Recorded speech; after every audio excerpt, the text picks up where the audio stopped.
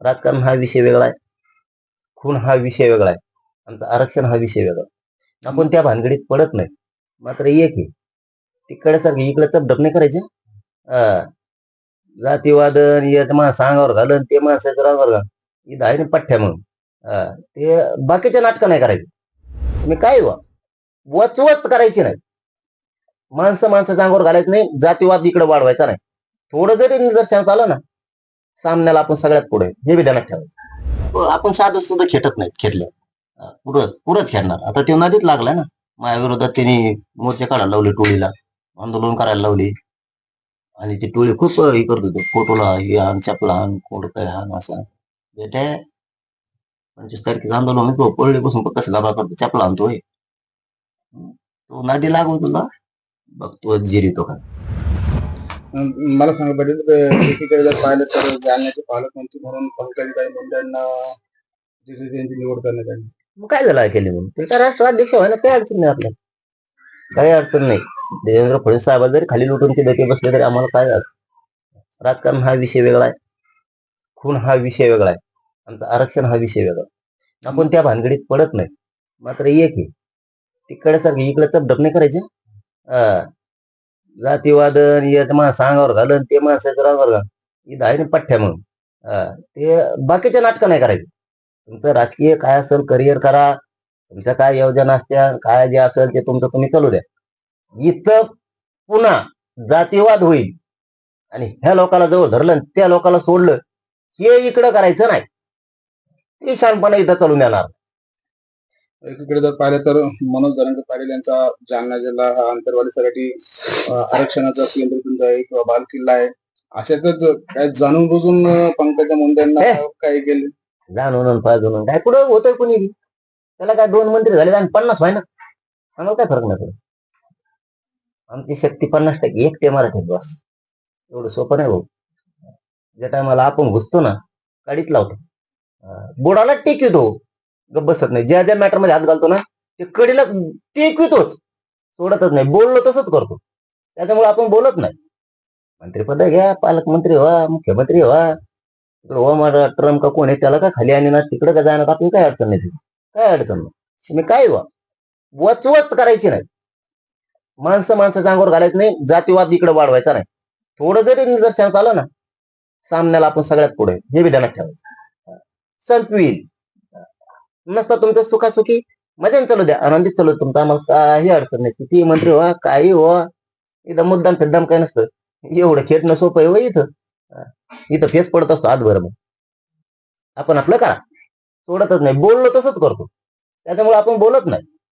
मंत्रीपद घ्या, पालकमंत्री व्हा, मुख्यमंत्री व्हा, तिकडे हो माझा ट्रम्प का कोण आहे त्याला का खाली आणि ना तिकडे का जाणार आपली काय अडचण नाही.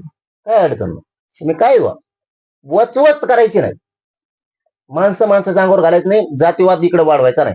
थोडं जरी निदर्शनात आलं ना, सामन्याला आपण सगळ्यात पुढे हे बी ध्यानात ठेवायचं. संपवील नसता तुमचं सुखासुखी मजेने चालू द्या, आनंदीत चालू तुमचं, आम्हाला काही अडचण नाही. किती मंत्री व्हा काही व्हा, इथं मुद्दाम फिद्दाम काही नसतं. एवढं खेळणं सोपं आहे व इथं फेस पडत असतो आजभर. मग आपण आपलं करा.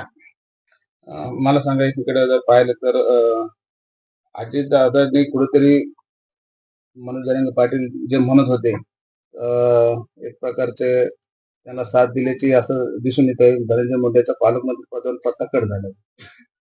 कोणी कोणाला साथ दिली मला नाही कळलं. धनंजय मुंडेंना पालकमंत्री करू नका म्हणून अनेक म्हणजे मराठा बांधवांची इच्छा होती की त्यांना पालकमंत्रीपद देऊ नये.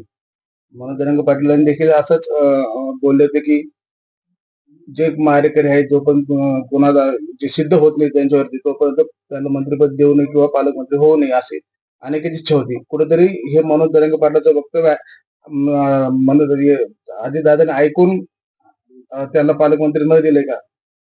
माझी एक स्टेटमेंट दाखवा आतापर्यंत. मी कोणाला मंत्री करू नका म्हणलं, पालकमंत्री करू नका मी म्हणलं ना, भेटत नसतं बरं का. एक दाखवा, एक. आम्हाला काय फरक पडत किती मंत्री झाले, काय फरक पडत. एक स्टेटमेंट दाखवा. आपण कोणाला पालकमंत्री मिळू नये किंवा मंत्रीपद मिळू नये, एक स्टेटमेंट फक्त. आपण म्हणलोत ना, कडीला नेत असतात आणि मिळून बी देत नसतो. आपला ते आपण तसले चिल्लर चाळे नाही करत. ते त्यांचा राजकारणाचा विषय. माझा विषय संतोष भाईला न्याय मिळणं, जातीवादीचा होऊ न देणं हे आमचं काम आहे. आम्ही जातीवाद आतापर्यंत केलेला नाही. जातीवादात ना त्याला आहे.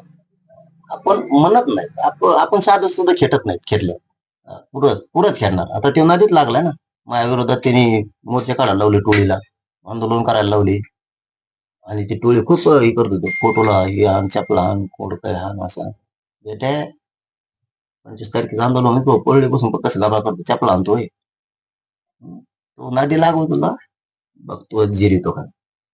मला शेवटचा प्रश्न होता दादा, मला सांगा, एकीकडे जर पाहिलं तर आणखी हे प्रकरण चालूच आहे. मात्र मनोज जरांगे पाटलांची घोषणा केली आहे की 25 तारखेपासून पुन्हा एकदा उपोषणाला बसणार आहेत.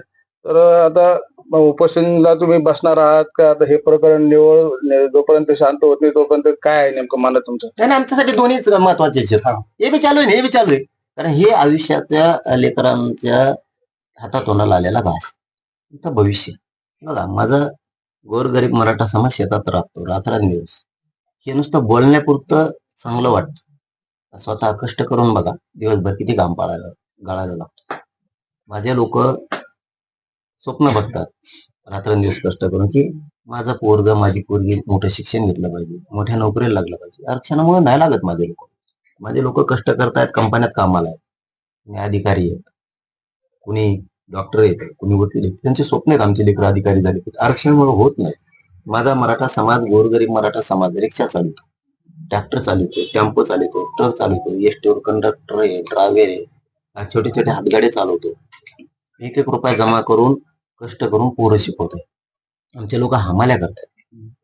आमच्याही लोकांचे स्वप्न आहेत. आमचे पोलीसमध्ये लोक आहेत, त्यांचेही स्वप्न आहेत. एकदा जर पोलीस झालं नाही, त्या खुर्चीवर जर बसलं तर रिटायर त्याच खुर्चीवर होते. त्याला पुढे जात नाही, मागं येत नाही. जसं फेविकॉल चिट केले त्याला. म्हणजे आमची बढतीच होत नाही. आम्हाला केंद्रीय कॉलेज पण मिळत नाही.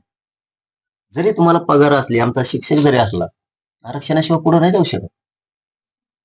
मग उपयोग, डॉक्टरांचा मुलगा नाही डबल डॉक्टर होऊ शकत, इंजिनियरचा मुलगा डबल इंजिनियर नाही होऊ शकत. यासाठी आम्हाला आरक्षणच गरजेचं आहे. तिथं पैसा कामाला पण येत नाही. गोरगरीब शेतात लोक माझे रात्रंदिवस राबतात, व्याजानं पैसे काढतात, ऊस तोडतात, पोरं शिकवतात. स्वप्न काय? आरक्षणातून माझं लेकरू मोठं झालं पाहिजे. नाही मिळत आम्हाला. उच्च शिक्षण मिळत नाही, मोठं शिक्षणही मिळत नाही, नोकऱ्याही मिळत नाहीत. त्यामुळे आरक्षण गरजेचं आहे. म्हणून आमची आता 25 तारखेपासून आमरण उपोषणाची घोषणा केली. कारण 26 जानेवारीला 1 वर्ष पूर्ण होत आहे.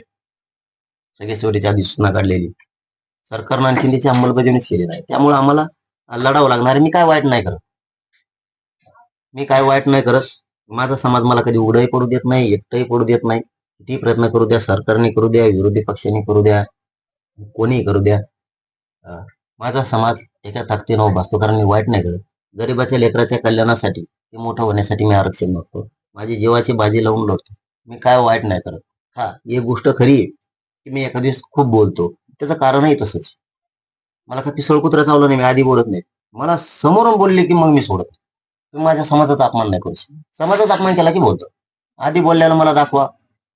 मला ह्या 17 महिन्याच्या काळात मी अगोदर बोललेलं एकदा दाखवा. समोरून बोलल्याशिवाय मी बोलत नाही. तर माझ्या समाजाचा प्रत्येक वेळेस अपमान करण्याचा तुम्हाला अधिकार कोणी दिलेला नाही. तुम्ही अपमान कसं काय करणार? प्रत्येक वेळेस. आता समजा एखाद्याच्या घरात एखादा मुलगा आहे आणि आई वडील पण घरातच आहे. त्याच्या आई वडिलांना कोणीतरी बाहेरून दारातून शाद येते, ती मुलगा कसा दम धरी? आई बापाला जर बाहेरून शाळेत असले, तसं माझ्या समाजाचा अपमान जर होणार असला तर मी समाजाला मायबाप मानतो. मी समाजाचा मुलगा, मी कसा सहन करणार? आणि याला काय आमचे अभ्यास कमी होते का आतापर्यंत? लोक आणि याला माहीत भाषा कळते तुम्हाला तेव्हा येते पहिले. 35-40 वर्ष आमचे अभ्यासक सुद्धा लढलेच नाही यांच्याशी. स्वच्छ भाषा, सुज्ञ भाषा, संस्कारी भाषात बोलले, कायदेशीर घटनेच्या पद्धतीनं मांडणी पण केली, आयोगाच्या पद्धतीनं केली, समितीच्या पद्धतीनं केली, सगळ्या पद्धतीनं आमच्या समाजानं मांडणी केली आरक्षणाचं. का त्यावेळेस संस्कारहीन लोक होते का आमचे? आज येत का? नाही. मग जितका अभ्यास होता, अभ्यासकांनी आणि आंदोलकांनी सगळ्या प्रकारच्या बाजू मांडल्या. त्याला जमाना ना गोड बोललेलं, त्याला असंच कच का लागत. मग बरोबर चाललेलं आहे. मी बरोबर कार्यक्रम चाललेला. जर